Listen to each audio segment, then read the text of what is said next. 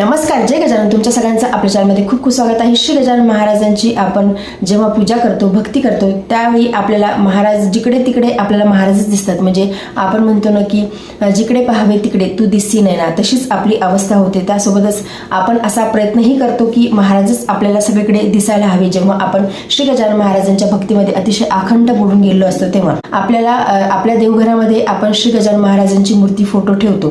तर श्री गजानन महाराजांच्या आपल्या देवघरामध्ये किती मूर्ती असावेत, किती फोटो असावेत. आपल्या देवघरामध्ये महाराजांची मूर्ती किंवा फोटो आपण एक एक ठेवू शकतो.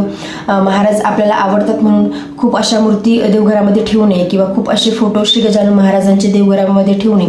एकच असा खूप सुंदर सुबक मूर्ती, त्यासोबतच एक असा फोटो ज्याकडे बघून आपल्याला मंत्रमुग्ध व्हायला होते, असा फोटो आपण आपल्या देवघरामध्ये श्री गजानन महाराजांचा ठेवू शकतो. त्यासोबतच महाराजांचा फोटो आपल्याला घरामध्ये लावायचा असेल तर तो कुठे लावावा, कुठल्या भिंतीवरती लावावा, त्याची दिशा काय असावी हे देखील महत्त्वाचं आहे. आता आपण बाजारामध्ये जेव्हा बघतो तेव्हा अनेक मूर्ती फोटो दिसतात किंवा आपण शिगावला गेलो असलो तरी सुद्धा तिथे अनेक मूर्ती किंवा फोटो ठेवलेले असतात. सगळं टेक्नॉलॉजीचीच दुनिया आहे, त्यामुळे वेगवेगळे प्रकारचे महाराजांचे फोटो हे असतात. फोटो म्हणजे महाराजांचं जे चित्र आहे ते सेमच असणार आहे, परंतु अतिशय विविध देखावे देखील त्यामध्ये केलेले असतात. परंतु आपल्याला जो फोटो घ्यायचा आहे तो असा असावा की ज्या फोटोकडे बघून आपल्याला असं वाटेल की महाराज आपल्यासोबत बोलत आहेत. अतिशय बोलका फोटो महाराजांच्या डोळ्यामध्ये आपण जर का बघितलं तर आपण त्या डोळ्यामध्येच आपलं स्वतःला जर विसरून जात असेल तर असा फोटो आपण श्री गजानन महाराजांचा घ्यावा.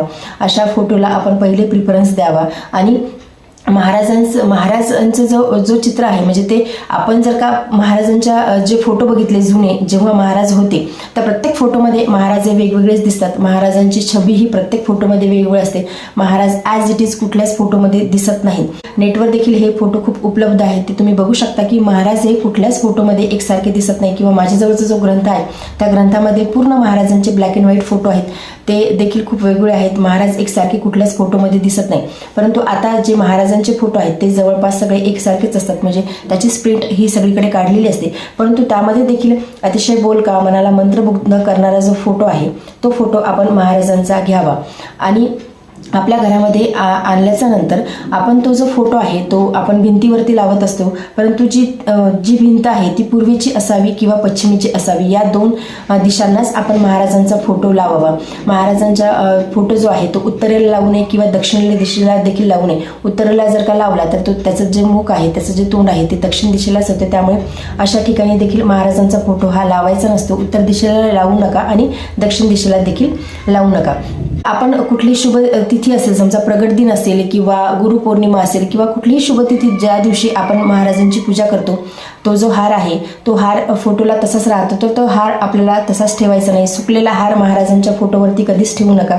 भलेही तुम्ही दुसरा हार घालू शकत नसाल तर, परंतु तो जो हार आहे तो त्या दिवशी ठेवा. दुसऱ्या दिवशी तुम्ही तो हार बाजूला तुम्ही काढून घ्या, कारण की फोटोला सुकलेले हार कधी ठेवू नये महाराजांच्या फोटोला.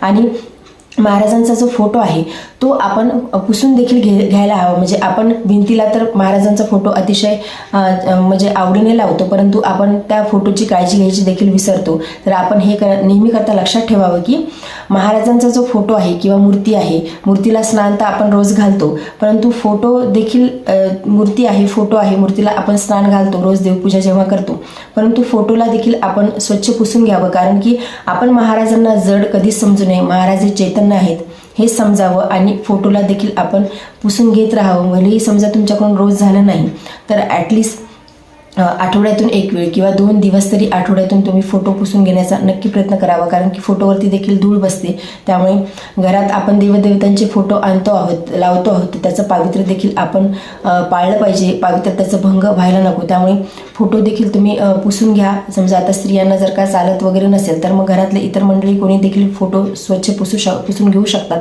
महाराजांना नमस्कार करा. महाराजांच्या फोटोला तिलक देखील अवश्य करावा.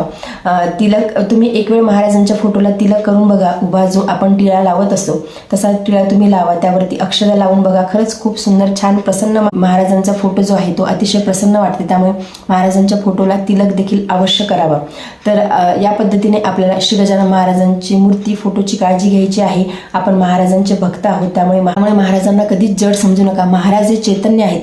आपल्या देवघरामधली जी मूर्ती आहे ते साक्षात श्री गजानन महाराज तिथे विराजमान आहेत.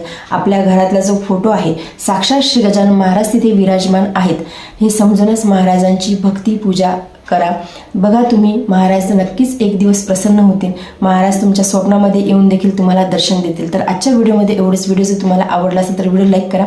चॅनलवरती नवीन असेल तर चॅनलला सबस्क्राईब करा. जय गजानन. धन्यवाद.